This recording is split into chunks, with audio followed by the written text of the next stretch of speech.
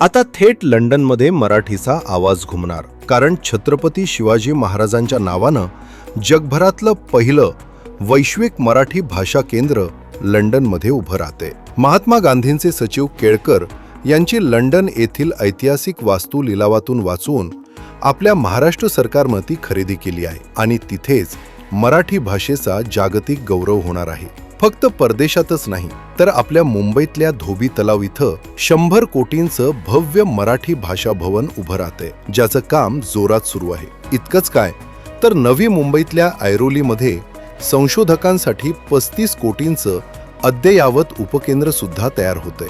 शिंदे साहेबांच्या प्रयत्नातून मराठीला अभिजात भाषेचा दर्जा तर मिळालाच, पण तो फक्त कागदावर न राहता मराठीची प्रतिष्ठा जगभर वाढवण्याचं स्वप्न शिवसेना महायुतीच्या नेतृत्वात आता प्रत्यक्षात उतरते. मराठी मनाची काळजी घेणारं सरकार म्हणजे आपलं शिवसेना महायुती सरकार.